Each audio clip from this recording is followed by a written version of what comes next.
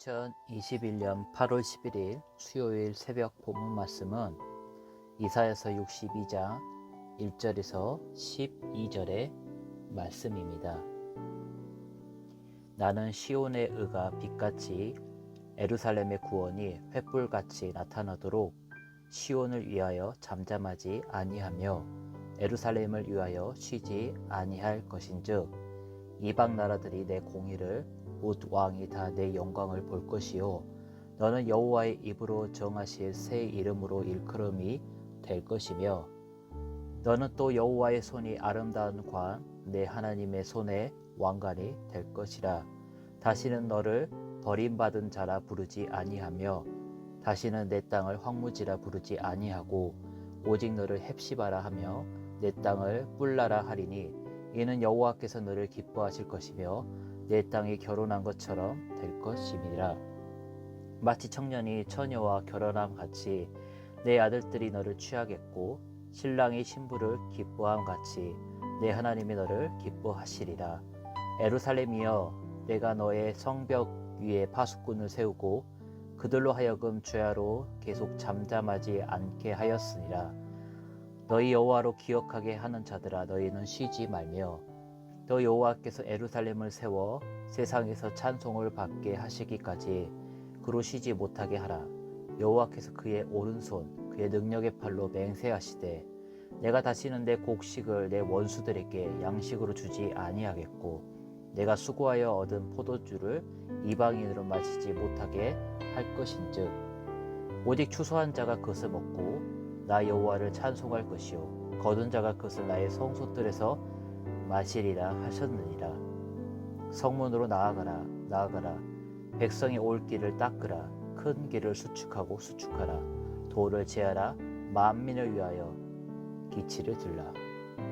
여호와께서 땅끝까지 선포하시되 너희는 딸 시온에게 이르라. 보라 내 구원이 이르렀으리라. 보라 상급이 그에게 있고 보응이 그 앞에 있느니라 하셨느니라. 사람들이 너를 일컬어 거룩한 백성이라 여호와께서 구속하신 자라 하겠고 또 너를 일컬어 찾은 바 된 자요 버림받지 아니한 성읍이라 하리라. 아멘. 성도 여러분 반갑습니다. 2021년 8월 11일 수요일입니다. 어제가 말복이었는데 어떻게 보양식이라도 드셨는지 모르겠네요. 이제는 입추가 지났기 때문에 아침과 저녁으로는 좀 선선한 것 같고요. 또 한낮에도 그늘에 들어가면 좀 시원한 것 같긴 합니다. 그래도 늘 건강 유의하시고 늘 평안하시기를 바라겠습니다. 오늘 함께 나눌 말씀의 제목은 저 성도는 누구인가 입니다.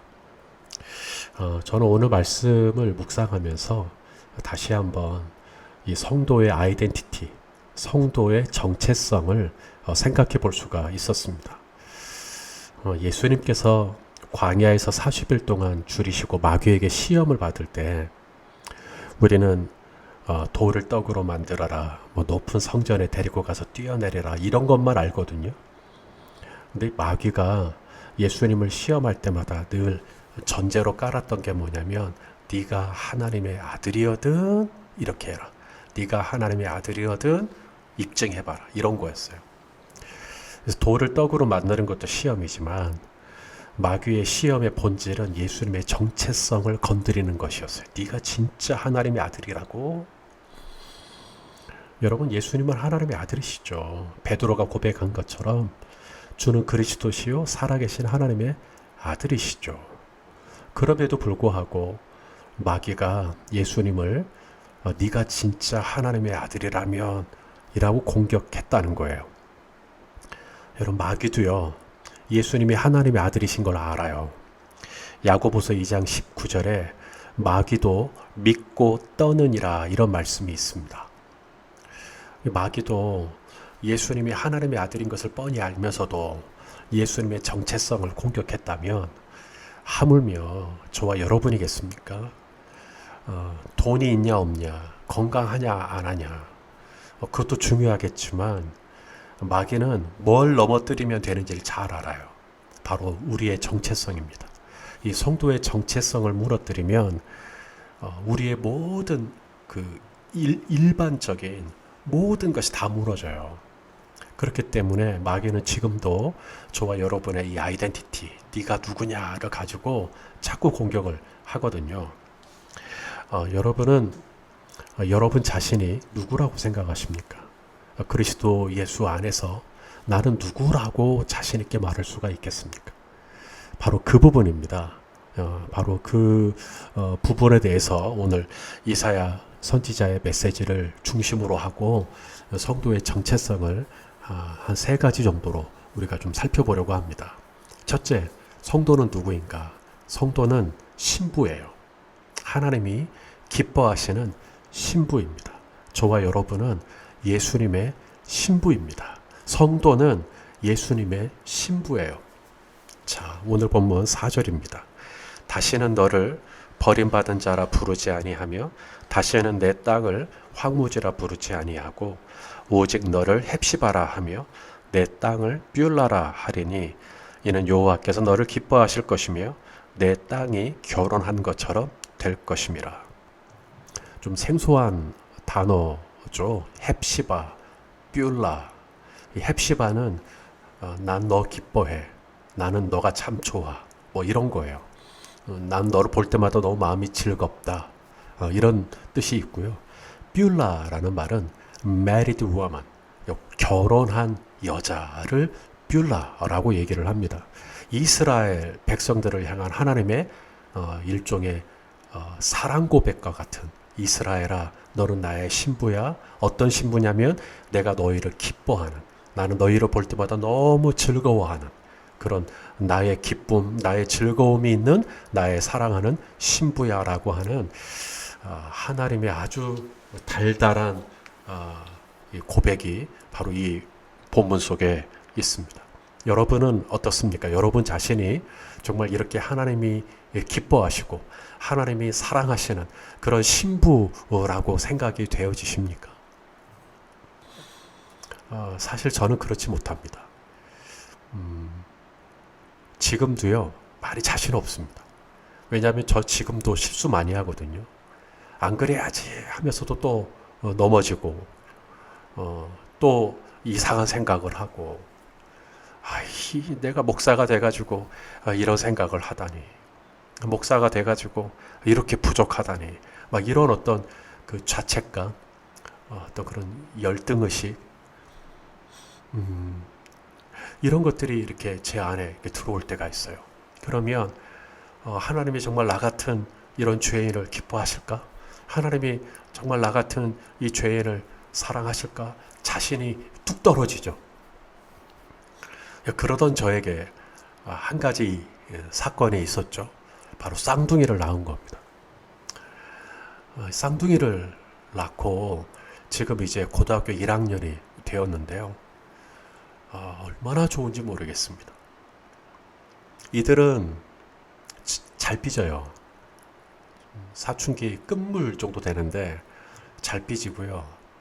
또 말투가 예쁘지 않아요. 말투를 좀 예쁘게 했으면 좋겠는데 툭툭툭 해요. 그리고 화도 잘 내요. 막 저한테 제 딸 같은 경우에는 아빠 나가 막 이렇기도 해요. 그런데요, 제 아이들이 그렇게 제 앞에서 그런 실망스러운 모습을 보여도요, 그것이 제가 이 쌍둥이를 향한, 제가 이 자식을 향한 저의 사랑을 조금도 흔들리게 하지 못해요. 엊그저께였어요. 방학 기간인데 좀 맛있는 거 좀 먹이고 싶어가지고 돈가스 먹으러 가자 그랬어요. 그래서 돈가스를 시켜서 쌍둥이들이랑 먹는데 이 돈가스를 이렇게 먹는 아이들 모습만 봐도 그렇게 오져요. 그게 헵시바예요. 그냥 이 아이들이 지금 나에게 뭐 해준 게 없는데 그냥 그 존재로, 그냥 나와 함께 있는 이 존재, 이 자체로 저는 너무 내 안에 기쁨이 막 차오르는 거죠. 그게 바로 헵시바입니다. 하나님께서 저와 우리 성도님들을 보실 때 그렇게 보신다는 거예요. 마귀는요, 때를 놓치지 않아요. 우리가 넘어지면, 우리가 죄를 지으면 바로 달려와서 우리를 참소합니다. 네가 그러고도 목사야? 네가 그러고도 성도야? 하나님은 너를 기뻐하지 않을 거야. 막 우리를 그렇게 정죄합니다. 그러면 또 마음이 헝클어지죠. 또 마음이 어두워지죠. 성도 여러분, 속지 마세요. 하나님은요, 내가 죄를 지으면 죄를 지은 거지만 그렇다고 해서 나를 향한 하나님의 기쁨과 즐거움이 조금도 줄지 않아요. 여러분, 탕자는요, 돼지 치다 왔어요. 그래도 그 아버지는 탕자를 보고 탕자를 먼저 알아보고 탕자에게 달려가 탕자의 목을 안고 입을 맞춰요. 그리고 손에 새 가락지를 끼우고 옷을 입히고 신발을 신기고 너무 기뻐해서 잔치를 벌이자고 해요. 탕자를 향한 아버지의 기쁨과 즐거움은 탕자가 돼지를 치다 왔냐 아니냐와 상관이 없었던 거예요. 이것이 바로 헵시바입니다. 이것이 성도의 안정감입니다. 우리가 연약해서 또 넘어지기도 해요. 그러나 그것이 하나님께서 저와 여러분을 바라보시며 기뻐하시는, 그것을 조금도 흔들지 못한다는 것입니다. 잘 아는 말씀, 스바냐 3장 17절, 너의 하나님 여호와가 너의 가운데 계시니 그는 구원을 베푸실 전능자이시라. 그가 너로 말미암아 기쁨을 이기지 못하시며 너를 잠잠히 사랑하시며 너로 말미암아 즐거이 부르며 기뻐하시리라 하리라. 바로 이 기쁨이 우리 성도님들께 있어요. 전날 또 무슨 실수하셨어요? 오늘 이 말씀 듣기 전에 또 어떤 잘못을 하셨어요? 예, 하나님 앞에 회개하면 돼요. 하나님께 돌아가면 돼요. 하나님은 우리를 너무 기뻐하셔요. 우리 성도님들을 헵시바, 뷰라, 나의 신부, 나의 사랑 그렇게 불러주세요. 그리고 언제라도 우리를 향한 하나님의 이 사랑과 기쁨과 즐거움이 조금도 줄지 않았다는 사실을 기억하고 오늘 하루도 하나님이 나의 신랑이신 것을 충분히 만족하며 누리는 그런 하루가 되시기를 바랍니다. 그 다음 또 하나 성도의 정체성이 있어요. 저 성도는 누구냐? 예수 그리스도의 신부. 두 번째, 저 성도는 누구냐? 파수꾼입니다. 파수꾼. 성벽 위에서 보초를 서고 있는 파수꾼이요. 자, 오늘 본문 6절이죠. 예루살렘이여, 내가 너의 성벽 위에 파수꾼을 세우고 그들로 하여금 주야로 계속 잠잠하지 않게 하였느니라.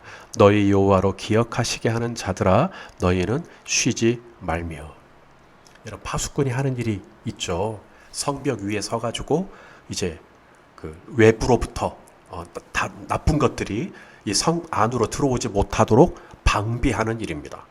그래서 파수꾼은 잠을 못 자요. 파수꾼의 이 직이 끝나기까지는 쉬지 못해요.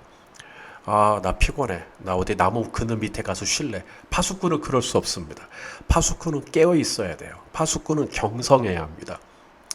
그래서 쉬지 않고 파수꾼이 해야 할 일이 있다는 거죠. 바로 성도가 바로 성벽 위에 세워진 파수꾼으로서 우리가 무슨 일을 해야 하는가? 바로 하나님을 찬송하는 일을 해야 한다는 거예요. 자, 오늘 본문 7절입니다. 또 여호와께서 예루살렘을 세워 세상에서 찬송을 받게 하시기까지 그로 쉬지 못하시게 하라. 여러분, 구약에서 소돔과 고모라가 망하잖아요. 왜 망했죠? 의인 10사람이 없어서? 예, 맞습니다. 그런데 좀 더 정확한 표현, 오늘 본문의 표현을 좀 빌리자면 거기에 파수꾼이 없었던 거예요. 소돔과 고모라에서 하나님으로 하여금 찬송을 받으시게 하는 사람이 없었다는 거죠.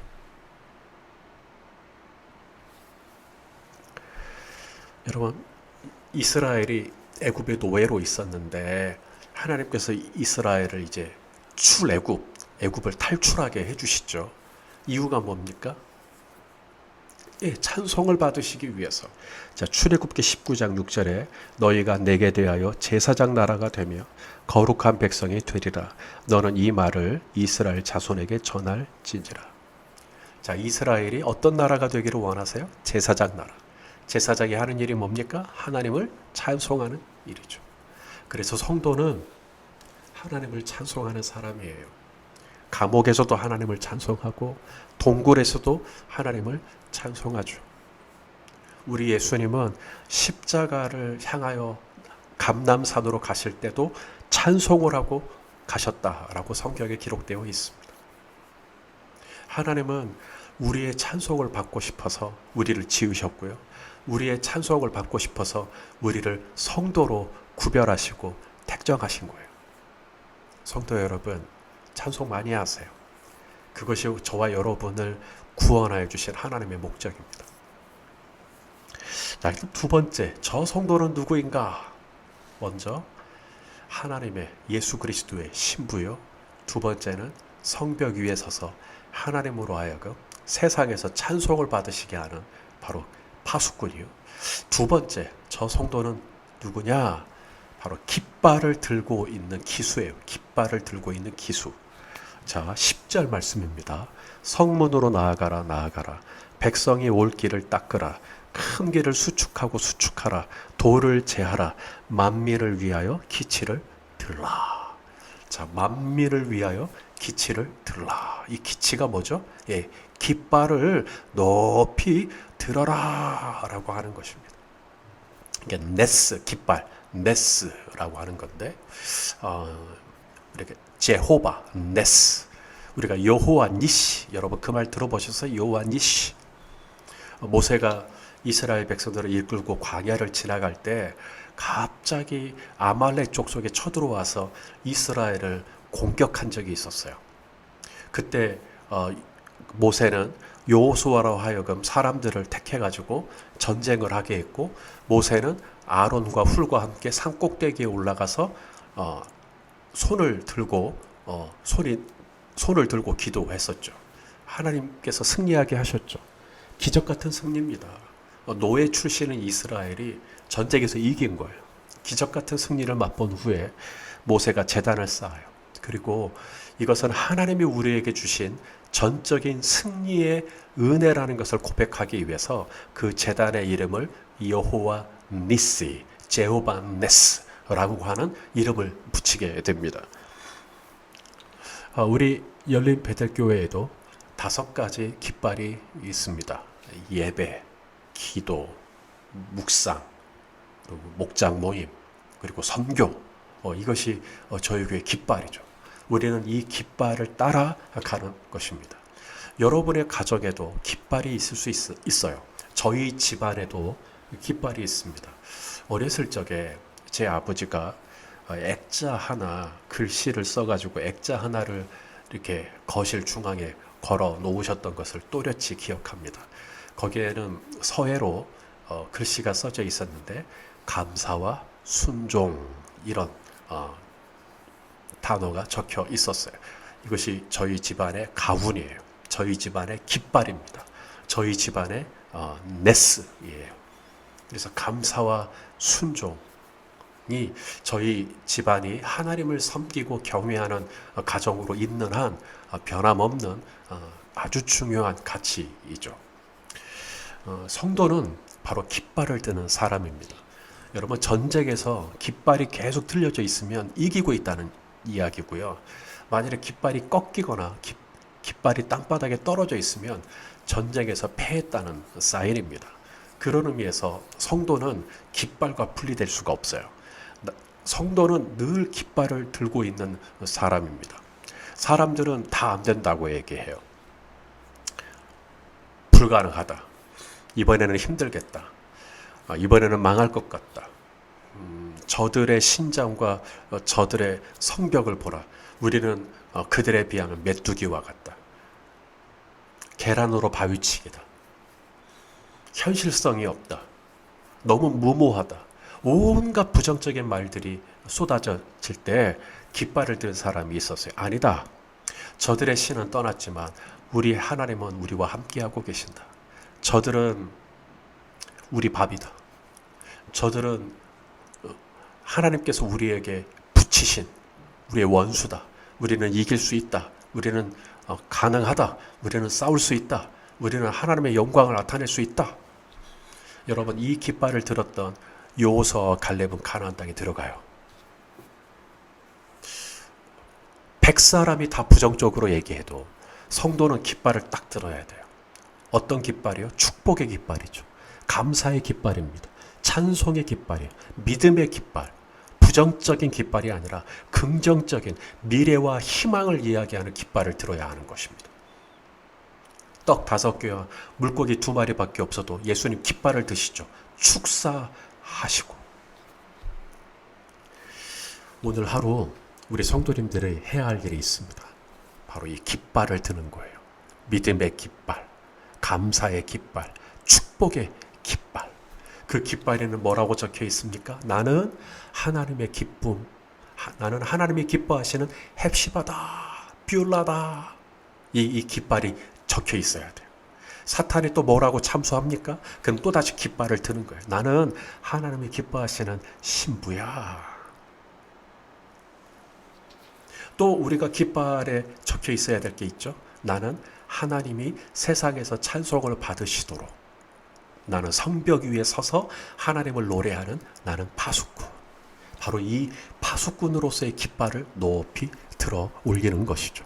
오늘 이 하루도 이런 좋은 깃발을 들어서 우리 하나님 찬송하시고, 또 우리 하나님 나를 기뻐하시고 즐거워하시는 그 사랑을 누리는 귀하고 복된 하루가 되시기를 예수님의 이름으로 축원합니다.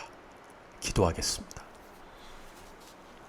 언제나 나보다 나를 더 사랑하시는 주님, 나는 자꾸 부족하고 나는 자꾸 실수해서 정말 이래도 되나 싶을 때가 많은데, 그래도 우리 하나님은 나는 너를 기뻐한다고, 나는 너를 즐거워한다고, 너는 나의 헵시바여 뷸라라고 말씀해 주셔서 감사합니다.